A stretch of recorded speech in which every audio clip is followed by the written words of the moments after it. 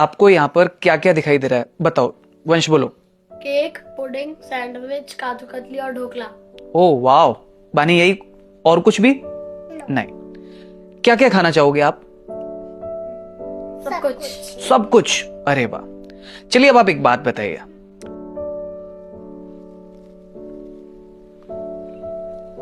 आप बोलो क्या क्या खाना चाहोगे आप? कुछ भी नहीं। अब कुछ भी नहीं खाओगे? जब मैंने आपसे पूछा कि आपको क्या क्या दिखाई दे रहा है, तो आपने ये सारे नाम लिए, लेकिन बस आपको एक चीज नहीं दिखाई दे रही थी, और वो थी प्लेट। बच्चों, जैसे प्लेट ने यहां पर इतनी सारी चीजों को संभाल के रखा ना, ऐसे ही अपने घर में भी एक सदस्य है जो हम सबको संभाल के रखता है, और वो है आपकी मां, हमारी मां। बच्चों एक बात बताओ, घर पे जब भी कुछ खाने का आता है तो सबसे पहले कौन खाता है? ओके, और सबसे लास्ट में? मम्मा। मम्मी। जब कपड़े आते हैं तो सबसे पहले किसके लिए आते हैं? हमारे लिए। लेकिन सबसे लास्ट में किसके लिए आते हैं? मम्मी के लिए। मम्मी के लिए।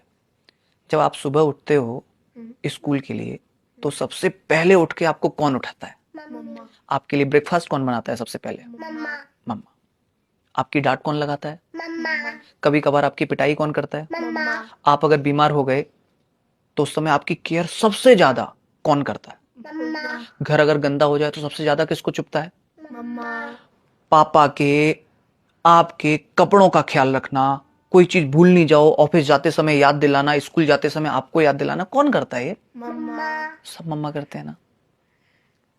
मम्मी की वैल्यू कभी पता नहीं चलती उसके बोलने से। मम्मी की सही वैल्यू पता कब चलती है? जब मम्मा चुप हो जाए, कुछ ना बोले, सोचो, चुप बिल्कुल, तब आपको समझ में आएगा कि मम्मी की वैल्यू क्या है ना। जैसे प्लेट ने इन सारी चीजों को संभाल के रखा ना, ऐसे ही पूरे घर को संभाल के रखने का काम मम्मा का होता है। समझ रहे हो आप ये बात? तो मम्मी की वैल्यू समझने के लिए ये बात दिमाग में बैठानी पड़ेगी कि मम्मी कभी भी किसी परिवार में वजन नहीं होती है, वो बैलेंस होती है, वो बैलेंस करती है सबको। ओके, इसलिए ये आपकी दादी और पापा की माँ के लिए। Thank you mamma.